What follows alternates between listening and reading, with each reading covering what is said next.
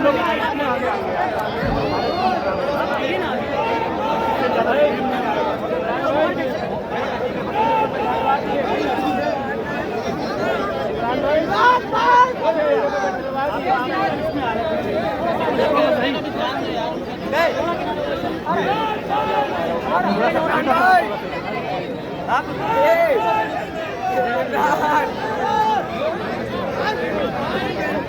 के इस न्याय संकल्प सभा, स्वाभिमान सभा में मौजूद कांग्रेस पार्टी के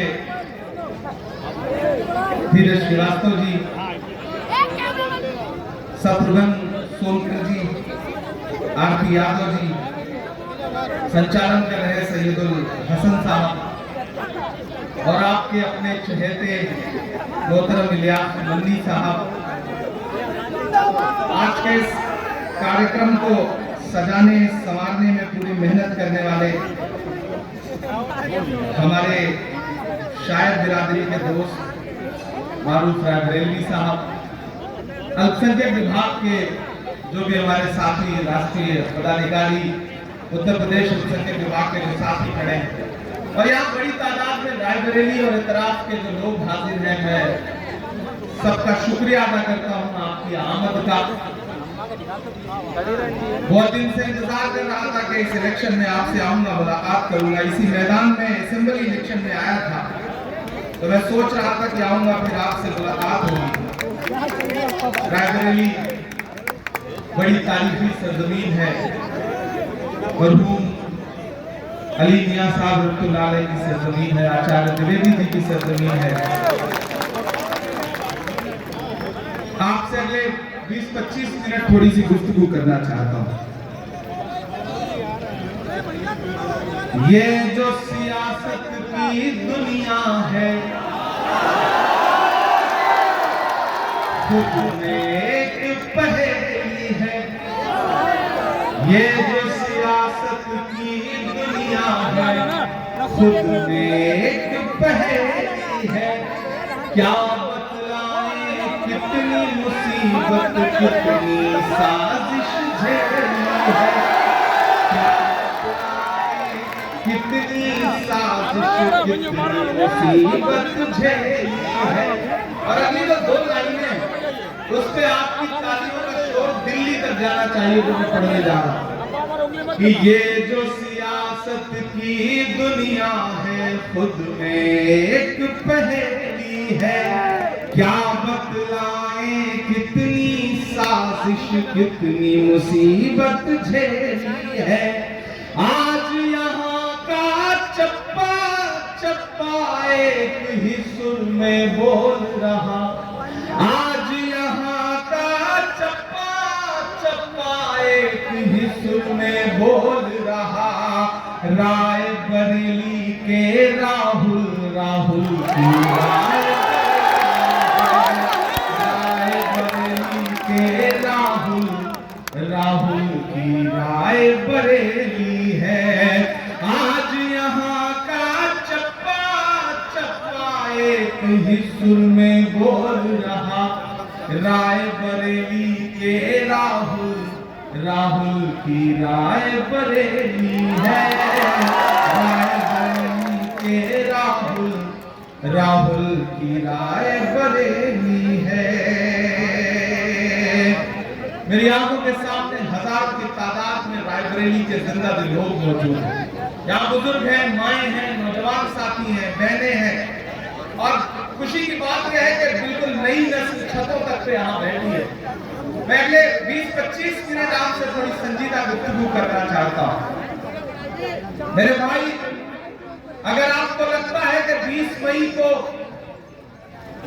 जो लोकसभा का आपके लोकसभा क्षेत्र में चुनाव है वो सिर्फ एक सांसद चुनने का चुनाव है, तो गलतफहमी के शिकार है आप। अगर आपको ये लगता है कि आप जाकर के ईवीएम का बटन दबा के सिर्फ एक मेंबर ऑफ पार्लियामेंट चुनेंगे, तो गलत। ये चुनाव दो विचारधाराओं के बीच में है। एक तरफ वो ताकतें खड़ी हैं जो खुलेआम मंचों से ये कह रही है कि हमें बहुमत दो, क्योंकि हमें भारत का संविधान बदलना है। चाहे वो मोदी जी के साथी अनंत हेगड़े हो, ज्योति मिर्धा हो, लल्लू सिंह हो, या फिर उनके पोस्टर बॉय अरुण गोविंद हो, उनके पिछले 1 महीने के भाषण उठाकर के देखिए, पूरी बेशर्मी के साथ उनके भाषणों में यह बात शामिल है कि हमें बहुमत दो क्योंकि हमें संविधान बदलना है। एक तरफ नरेंद्र मोदी जी खड़े हैं जिनके सहयोगी ये कह रहे हैं कि हमें संविधान बदलना है, और एक तरफ राहुल गांधी खड़े हैं जो ये कह रहे हैं कि मेरे जिस्म में जब तक एक भी सांस बाकी है, न तो हम भारत के संविधान पर आना चाहने देंगे, न भारत के लोकतंत्र पर आना चाहने देंगे। ये लड़ाई बहुत बड़ी है, ये लड़ाई बहुत अहम है। रायबरेली वालों, इस जरूरी लड़ाई में रायबरेली ने राहुल को चुना है और राहुल ने रायबरेली को चुना है। किसी मां के लिए कितना मुश्किल होता होगा ये इंतखाब करना कि इस मुश्किल लड़ाई में अपने बेटे को मोर्चे पर कहां से भेजे।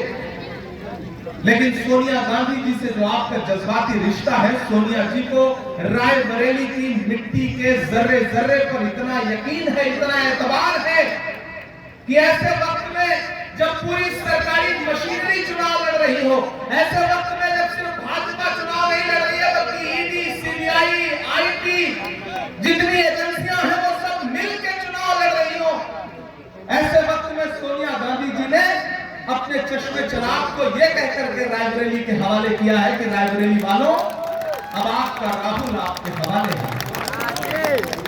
मैं पूरे हिंदुस्तान के अलग अलग सूबों में चुनाव प्रचार करता हुआ पहुंचा। रात महाराष्ट्र में था, मुंबई में, उससे पहले बंगाल में था, बिहार में था, राजस्थान में था, केरल में था, आंध्र प्रदेश में था, जम्मू कश्मीर में था, उत्तराखंड में था। मैं यहाँ खड़ा होकर के पूरी जिम्मेदारी से रायबरेली को बताना चाहता हूँ कि टीवी चैनल वाले चाहे जो माहौल बनाए, लेकिन जमीनी सच्चाई ये है कि टीवी चैनल भले ही नरेंद्र मोदी जी को चुनाव जिता रहे हो, लेकिन जमीन पर जनता इंडिया गठबंधन को, कांग्रेस पार्टी को चुनाव जिता रही है। मैं पूरे देश में इस बात को देख करके अपनी आंखों से तब आपके दरमियान आया। आपने इस बात को महसूस भी किया होगा। आजकल प्रधानमंत्री जी बड़ी बहकी बहकी बातें कर रहे हैं, कब क्या बोल रहे हैं, सुबह इंटरव्यू में कुछ और बोलते हैं, अगले 2 घंटे बाद भाषण में कुछ और बोलते हैं। ये जो भाषा लड़खड़ाई है, ये जो चेहरा निस्तेज हो गया है, ये जो जमीन खिसक गई है पैर के नीचे, इस आहट को महसूस करो रायबरेली वालों। आने वाले दिनों में 4 जून को जब हिंदुस्तान में लोकसभा चुनाव का रिजल्ट आएगा तो रायबरेली ही नहीं पूरा हिंदुस्तान देखेगा कि राहुल गांधी जी ने जो भविष्यवाणी की है, राहुल गांधी जी ने जो भविष्यवाणी की है वो कितनी सच साबित हुई है। राहुल गांधी जी ने पिछले दिनों जब प्रेस कॉन्फ्रेंस में यह कहा था, रामलीला मैदान में खड़े होकर के ये कहा था इंडिया गठबंधन की पहली रैली में कि इस लोकसभा चुनाव में भारतीय जनता पार्टी 180 सीट का आंकड़ा नहीं पार करेगी, नहीं पार करेगी, नहीं पार करेगी। अब अगर राहुल गांधी जी ने कहा है तो इसे पत्थर की लकीर समझा जाए, क्योंकि जब प्रधानमंत्री जी 2018 में कोरोना आने से पहले इंडिया गेट के सामने अल्पसंख्यक विभाग की प्रदर्शनी में बाटी चोखा खा करके फोटो पोस्ट कर रहे थे, तब राहुल गांधी ने कहा था कि देश में कोरोना की सुनामी आने जा रही है। आप अंदाजा लगाइए कि आपका नेता कितना विजनरी है, कितना दूरदर्शी है। जब इन्होंने जीएसटी लगाई, जब इन्होंने नोटबंदी की, तब राहुल गांधी जी ने कहा कि देश की अर्थव्यवस्था की कमर टूटने जा रही है। और आज पूरा देश देख रहा है कि झील में पानी बरसता है हमारे देश में, खेत पानी को तरसता है हमारे देश में, झील में पानी बरसता है हमारे देश में, खेत पानी को तरसता है हमारे देश में, जिंदगी का हाल खस्ता है हमारे देश में, दूध महंगा खून सस्ता है हमारे देश में। हमारी आंखें ये मंजर देख रही है। ऐसे में रायबरेली वालों आपकी जिम्मेदारियां बढ़ जाती हैं। मैं तो आपके सामने दामन फैला के ये कहने आया हूं कि राहुल गांधी जी ने रायबरेली को चुना है। अब रायबरेली की आवाम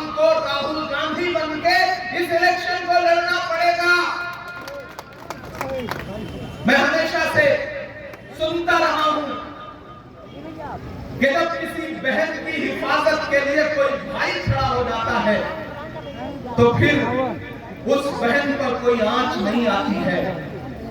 लेकिन यहाँ तो मामला उल्टा है।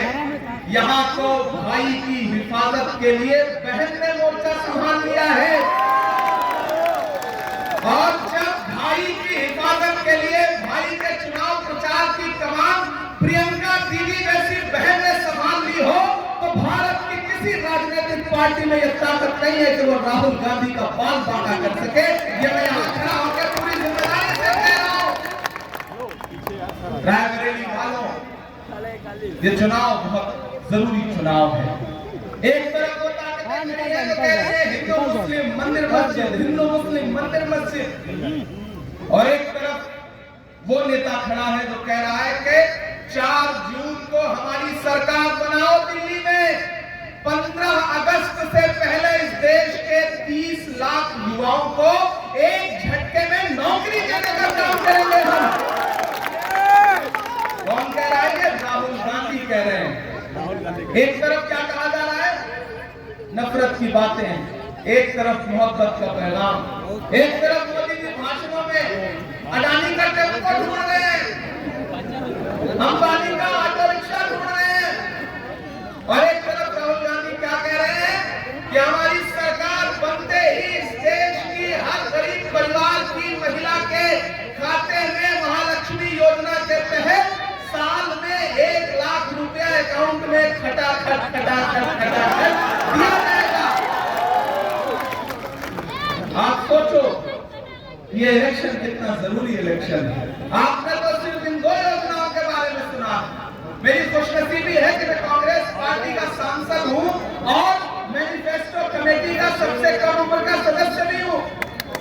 जो मैनिफेस्टो बना है मैं उस कमेटी का सदस्य हूं। मैंने वहां आपकी नुमाइंदगी की है, आपकी आवाज बन के बोला हूं। इस देश के युवाओं की, इस देश के अल्पसंख्यकों की, इस देश की महिलाओं की आवाज बन के मैंने उसमें पॉइंट रखवाए हैं। वो मैनिफेस्टो और जानते हैं क्या कह रहा है? वो मैनिफेस्टो कह रहा है कि हमारी सरकार बनते ही इस देश के वो युवा जो कोई भी सरकारी नौकरी का फॉर्म भरना चाहते हैं, किसी भी प्रतियोगी परीक्षा का फॉर्म भरना चाहते हैं, उनका फॉर्म हमेशा के लिए फ्री कर दिया जाएगा। फ्री ऑफ कॉस्ट का फॉर्म भर सकते हैं। वो मैनिफेस्टो कह रहा है कि जितना भी एजुकेशन लोन लिया होगा युवाओं ने, छात्रों ने, और अपनी मुश्किलों की वजह से वो लोन न भर पा रहे होंगे, तो सरकार बनते ही 15 मार्च 2024 तक के सारे लोन ब्याज सहित एजुकेशन लोन माफ कर दिए जाएंगे। पार्टी ये नहीं कह रही है कि ये सुविधा हिंदू, मुसलमान, सिख, ईसाई देख के दी जाएगी। पार्टी कह रही है कि इस देश के युवाओं को ये सुविधा दी जाएगी। यहाँ माए बहनें मेरी आवाज सुन रही होंगी। उस मैनिफेस्टो में कहा जा रहा है कि जैसे ही सरकार बनेगी आंगनबाड़ी के 14 लाख नए पद सृजित किए जाएंगे। कितनी शानदार योजनाएं लेकर के आए हैं राहुल गांधी, कितनी शानदार योजनाएं लेकर के आए हैं कांग्रेस पार्टी के लोग। ऐसे में रायबरेली वालों, मैं आपके सामने, मैं आपका अपना हूं, आपका भाई हूं, आपका बेटा हूं। आपकी दुआओं ने मुझे इमरान प्रतापगढ़ी बनाया है। मैं इसी मिट्टी में पला हूं, इन्हीं रास्तों से निकला हूं, इन्हीं गलियों से निकल के दुनिया का सफर तय कर रहा हूं। देश की सबसे बड़ी पंचायत में, राज्यसभा में खड़ा होकर के बोलता हूं, वो सिर्फ इसलिए क्योंकि एक ऐसा समय जब सियासत आपकी परछाई से दामन मचा रही हो। मेरी बात को बहुत संजीदगी से सुनना रायबरेली वालों, और मेरे इस संदेश को पहुंचाना कि एक ऐसा समय जब सियासत आपकी परछाई से दामन मचा रही हो। ऐसे में प्रतापगढ़ की गलियों से, प्रतापगढ़ के गांव से निकले एक बेटे का हाथ पकड़ के राहुल गांधी ने कहा कि 34 साल की उम्र में देश की सबसे बड़ी संसद में, राज्यसभा में बैठो और वहां मजदूरों के लिए आवाज उठाओ। ये एहसान है राहुल गांधी जी का, कांग्रेस पार्टी का, सोनिया जी का, प्रियंका जी का।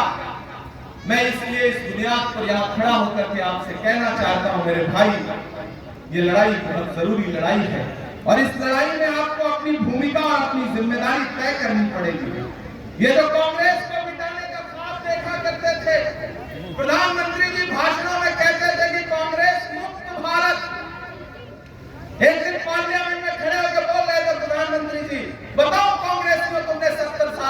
किया है। इस तरफ खड़गे जी बैठे थे, पलट के मेरी तरफ बोले इमरान मत बताना, जो बताओगे ये उसको भी बेच देंगे, इनका काम सिर्फ बेचने का। प्रधानमंत्री जी, गृह मंत्री जी, मुख्यमंत्री जी ये कहते हैं कि कांग्रेस ने 70 साल में किया क्या, दिया क्या? अरे मैं तो खड़ा होकर के यहाँ कह रहा हूँ कि भाजपा के नेताओं, आप हमसे हमारे 70 साल का हिसाब मांगते हो। मैं तो बस आपसे इतना कहूंगा कि जो सरकार अपना चलाया हुआ 2000 का नोट 7 साल नहीं चला सकी, वो हमसे 70 साल का हिसाब मांगती है। अरे जो सरकार अपना चलाया हुआ नोट नहीं चला पाई, वो देश क्या चलाएगी? ये बदलाव का वक्त है, ये बदलाव का वक्त है। मैं चाहता हूं कि 4 जून को जब रिजल्ट आए तो मन्नी भाई ने यह बात कही थी कि 4 जून को राहुल गांधी यहां से कम 4 लाख वोट से जीतेंगे। मैं रायबरेली वालों आपसे वादा करता हूं कि आप राहुल गांधी जी को इससे भी ज्यादा वोटों से जिताइए।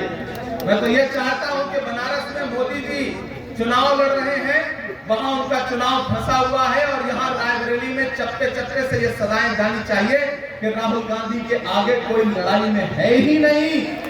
ये यहाँ की आवाम को बताना पड़ेगा, ये यहाँ की आवाम को तय करना पड़ेगा। और इस बात को प्रधानमंत्री जी समझ गए। आज प्रतापगढ़ आए थे, आज भी पोस्ट के गए कांग्रेस को। आज तो उन्होंने कहा कि अगर इंडी गठबंधन, इंडिया नहीं बोलते, इंडी गठबंधन बोलते हैं, कि अगर उनकी सरकार बन गई तो फिर इनके 5 प्रधानमंत्री होंगे। इसका मतलब प्रधानमंत्री जी आप मान गए हो कि हमारी सरकार बनने जा रही है। ये तो हम बात कर लेंगे कि कौन प्रधानमंत्री होगा। पूरा देश जानता है कौन प्रधानमंत्री होगा, हम सब जानते हैं कौन प्रधानमंत्री होगा। ये रायबरेली है, जिस दिन राहुल जी ने रायबरेली से चुनाव लड़ने का फैसला किया था, उसी दिन देश जान गया था कि कौन प्रधानमंत्री होगा। ये बताने की जरूरत क्या है? क्योंकि रायबरेली की सरजमीन ऐसी सरजमीन है कि ये चुनती ही ऐसे लोगों को है कि जिनके नसीब में कुछ और ही होता है। इस मुल्क के लिए अच्छा काम करने का जिनकी तकदीर में होता है, उन्हें रायबरेली चुनती है। मैं तो यहाँ खड़ा होकर के रायबरेली की सरजमीन पर आप लोगों से ये कहना चाहता हूं मेरे भाई, कि जो कहते थे कांग्रेस मुक्त भारत को देखे, हिंदुस्तान की सड़कों पर कांग्रेस का जन सैलाब, हम तो प्रधानमंत्री जी से कहना चाहते हैं कि हम आतिशे सोजा में भी हक बात कहेंगे। रायबरेली वालों, मुझे आपका वो जोश, वो जज्बा दिखाई पड़ना चाहिए। हम आतिशे सोजा में भी हक बात कहेंगे, कुंदन की तरह दहर में ताबिंदा रहेंगे। तारीख बताती है कि हर दौरे सितम में हम जिंदा थे, हम जिंदा हैं, हम जिंदा रहेंगे। जिंदाबाद। कोई ताकत कांग्रेस पार्टी को मिटा नहीं सकती है, कोई ताकत कांग्रेस पार्टी को मिटा नहीं सकती है। रायबरेली वालों, कांग्रेस की सरकारों में भी चेचक के, पोलियो के, प्लेग के, सबके टीके लगे थे, याद है?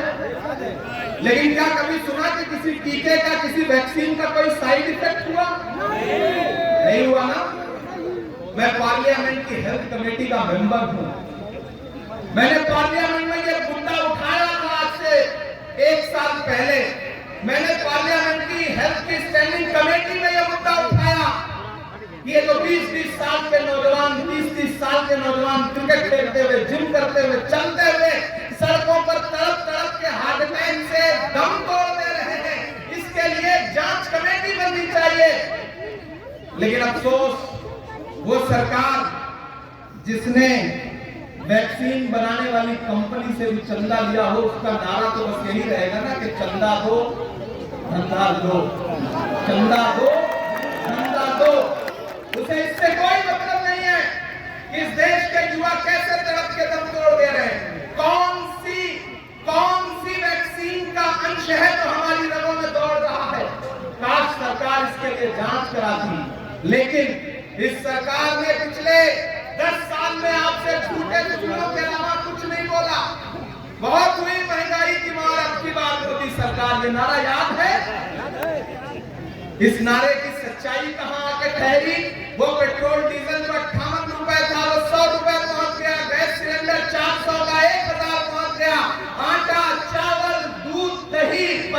छाछ, लस्सी क्या नहीं महंगा कर दिया। अरे भाजपा की सरकारें तो वो सरकारें हैं जो अपनी पसंद की फिल्में टैक्स फ्री करती हैं और कफन पर जीएसटी लगाती हैं। सही बोल रहा हूं कि नहीं बोल रहा हूं? सही बोल रहा हूं कि नहीं बोल रहा हूं?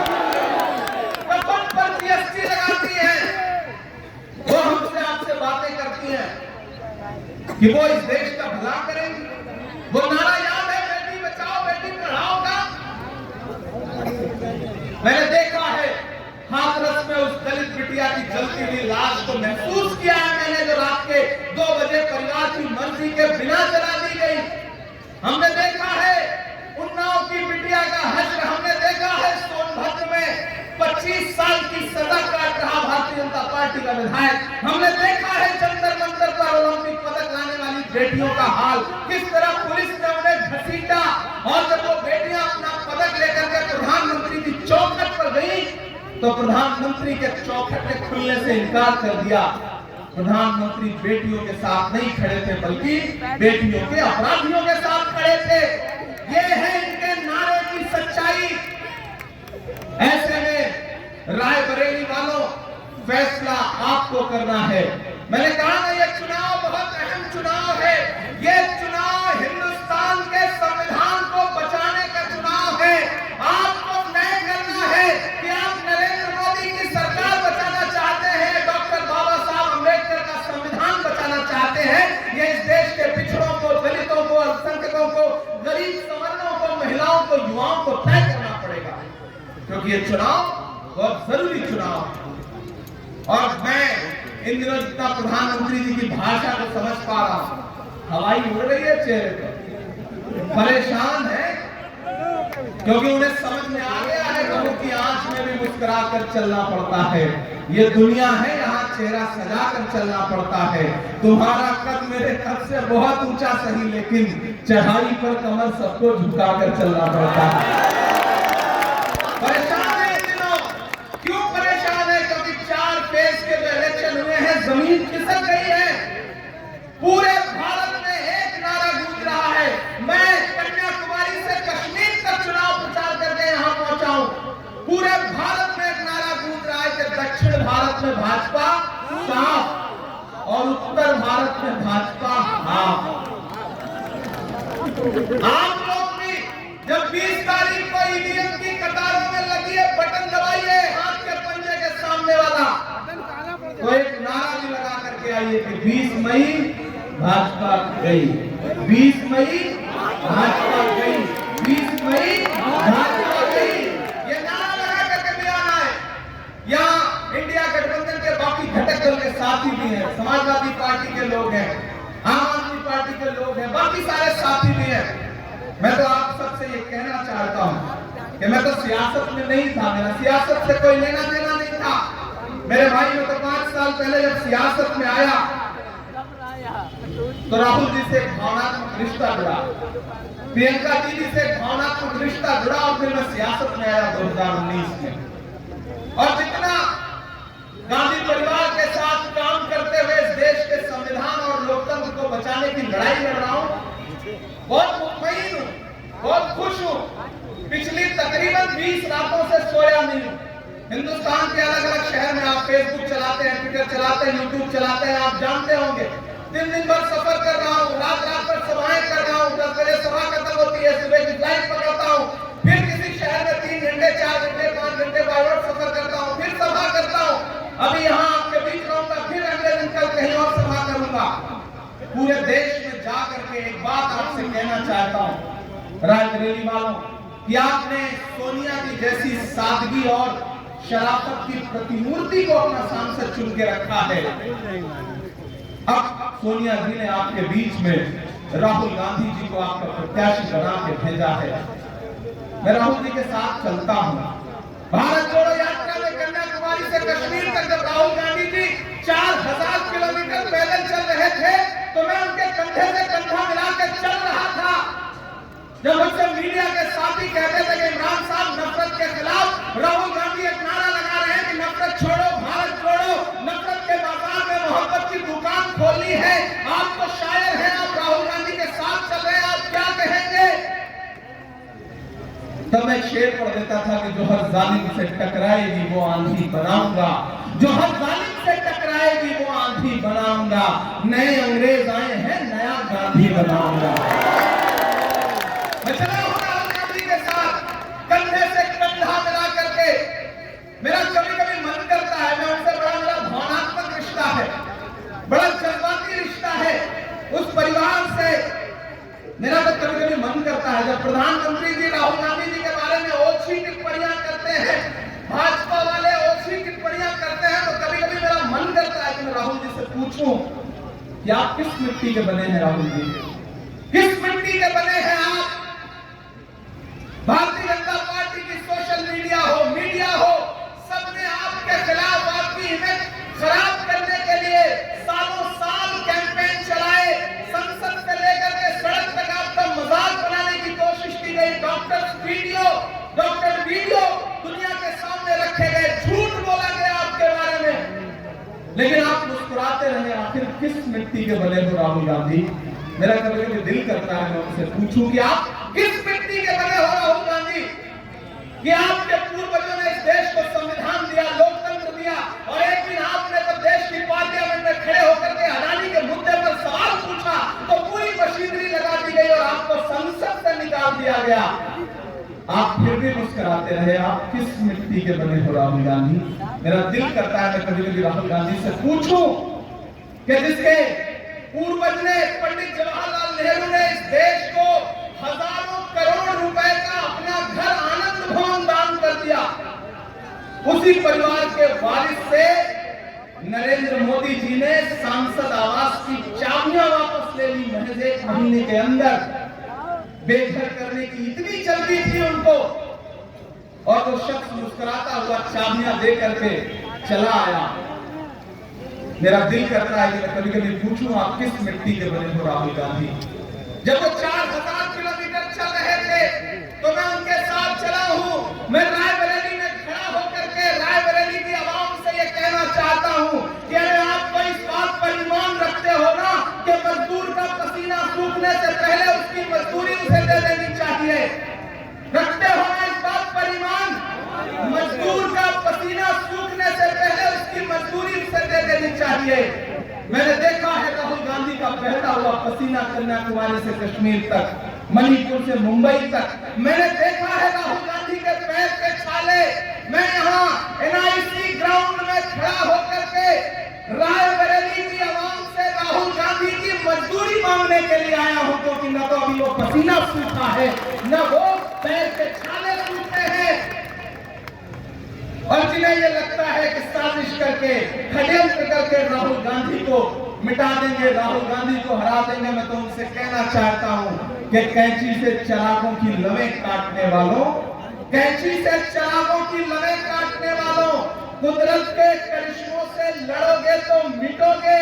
तुम फूल को चुटकी में मसल सकते हो लेकिन खुशबू को बिखरने से नहीं रोक सकोगे। राहुल गांधी एक खुशबू का नाम है, मोहब्बत का नाम है।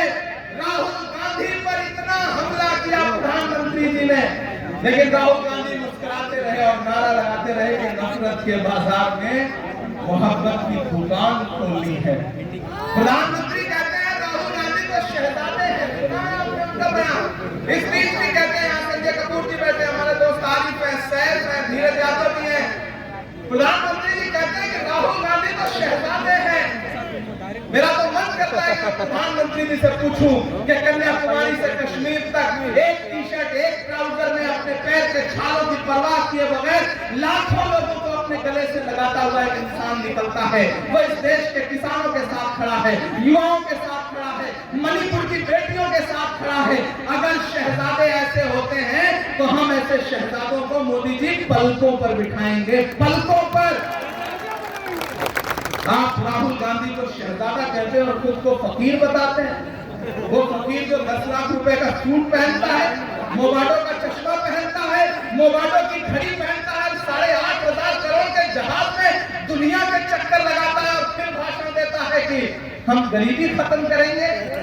अरे प्रधानमंत्री जी, गरीबी को मिटा देने की बातें सिर्फ बातें हैं। जो खुद दौलत के भूखे हैं, गरीबी क्या मिटाएंगे? गरीबों का लहू तो आपकी कारों का डीजल है, गरीबी मिट गई तो आप क्या रिक्शा चलाएंगे? हमें पता है गरीबी मिटाना नहीं है, आपका मकसद इस देश से गरीबों को मिटाना है और उद्योगपतियों के खजाने भरने हैं। मैं यहाँ किला बाजार में खड़ा होकर के, रायबरेली में खड़ा होकर के आपसे आखिर में ये कहना चाहता हूँ, आखिर में शायरी भी सुनाऊंगा, नहीं तो आप कहेंगे कि सिर्फ भाषण सुना के गया। ऐसा नहीं करूंगा, आपके साथ में अन्याय नहीं करूंगा, ये वादा कर रहा हूं। लेकिन पहले वो जरूरी बात आपसे कहना चाहता हूं कि भाजपा के नेता आपके बीच में आएंगे, झूठ बोलेंगे, उनके झूठ पर एतबार मत करना। और परसों तो प्रधानमंत्री जी रो भी दिए। हालांकि 3-4 दिन पहले राहुल गांधी जी ने कहा था कि आखिरी हथियार रोना है, किसी मंच पर रोएंगे। तो प्रधानमंत्री जी एक चैनल को इंटरव्यू देते देते भावुक हो गए, रोने लगे। मुझसे मीडिया के साथी ने कहा, इमरान साहब आप तो शायर हैं, आज तो प्रधानमंत्री जी भावुक हो गए, आप क्या बोलेंगे? मैंने कहा भाई मुझे तो एक शेर याद आ रहा है कि वो अब तिजारती पहलू निकाल लेता है, मैं कुछ कहूं तो तराजू निकाल लेता है, मैं इसलिए भी तेरे फन की कद्र करता हूं, तू झूठ बोल के आंसू निकाल देता है। बड़े अदाकार है वो, अमिताभ बच्चन जी से भी बड़े अदाकार है प्रधानमंत्री जी, इसको कोई बुरा नहीं, मैं उनकी अदाकारी की कद्र करता हूं। लेकिन अदाकारों के हाथ में देश नहीं दिया जाता, देश चलाने के लिए एक विजनरी इंसान चाहिए, एक सच्चा इंसान चाहिए जो ये कह रहा हो कि हम मनरेगा के मजदूरों की दैनिक जो न्यूनतम वेतनमान है उसको बढ़ा करके 400 रुपए करेंगे, जो ये कह रहा है कि हम इस देश के श्रमिकों के साथ न्याय करेंगे, युवाओं के साथ न्याय करेंगे, जो ये अपने मैनिफेस्टो में कह रहा है कि आप लोग खेलना चाहते हैं, वो युवा जो अच्छा खेलना चाहते हैं, स्पोर्ट्स करना चाहते हैं, उनके लिए हर महीने 10,000 रुपए की स्पोर्ट की स्कॉलरशिप देने की बात कर रही है कांग्रेस पार्टी। ऐसे में रायबरेली वालों, फैसला तो आपको करना पड़ेगा और फैसला करने के लिए मुझे आपसे बस ये कहना है कि मेरे भाई, इस चुनाव में सिर्फ वोट देने भर से काम नहीं चलेगा।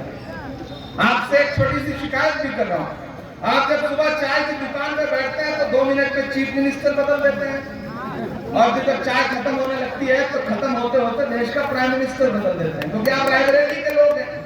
आपने तो अपने आंगन में प्रधानमंत्री और बड़े बड़े मंत्री देखे हैं, लेकिन इस बार आपको उससे आगे 2 कदम जाना पड़ेगा। आप वोटिंग के दिन आपको लगता है कि राहुल गांधी जी तो जीत ही रहे, कौन जाए बूथ पर, गर्मी बहुत होगी, लाइन बड़ी लंबी होगी। नहीं, अपने एक वोट की अहमियत समझो। 20 तारीख को सुबह घर में चाय बनी है या नहीं बनी है इसका इंतजार मत करो, नाश्ता किया है या नहीं किया है इसका इंतजार मत करो, क्योंकि दुनिया की बड़ी से बड़ी क्रांति भूखे पेट होती है। तो ये इंतजार मत करो कि खाना खा के जाना है, बस ये इंतजार करो कि सुबह हो, वोटिंग मशीन शुरू हो और बूथ पर जाओ, अपने दोस्तों को, रिश्तेदारों को, सबको लेके जाओ और अपना एक वोट हाथ के पंजे के सामने वाले बटन पर दबा करके आओ। आपका वोट सिर्फ राहुल गांधी जी को नहीं मिलेगा। मैं राहुल गांधी जी के लिए वोट मांगू, मेरी इतनी भी साथ नहीं है, आप तो देंगे ही, बस मुझे ये कहना है कि आपका वोट सिर्फ राहुल गांधी जी को नहीं मिलेगा, डॉक्टर बाबा साहब अम्बेडकर जी के सच्चे अनुयायी मल्लिकार्जुन खड़गे जी को मिलेगा, आपकी पुरानी सांसद, आपके परिवार की सदस्य श्रीमती सोनिया गांधी जी को मिलेगा, आपकी बहन प्रियंका गांधी जी को मिलेगा, आपका दिया गया एक वोट अखिलेश यादव को मिलेगा, आपका दिया गया एक वोट इमरान प्रतापगढ़ी पर पर्सनल एहसान होगा। ये दामन फैला के आपसे कहने आया हूं मेरे भाई कि मेरे जैसा कोई नौजवान इस देश की संसद में पहुंचने का शायद सपना भी बड़ी मुश्किल से देख पाता, लेकिन राहुल गांधी जी ने इतनी कम उम्र में आपके बेटे को, आपके भाई को, आपके बीच के इंसान को जो आपके मुद्दों पर लड़ता रहा है, उसको सीधे इस देश की पार्लियामेंट में पहुंचाया। और मैं आपसे वादा करता हूं, न मैंने इससे पहले आपको कभी निराश किया है, मायूस किया है, न आगे कभी करूंगा। चाहे इस देश की सड़कें हो या इस देश की संसद हो, इमरान प्रतापगढ़ी आपके मुद्दों पर आवाज़ें बुलंद बोलता है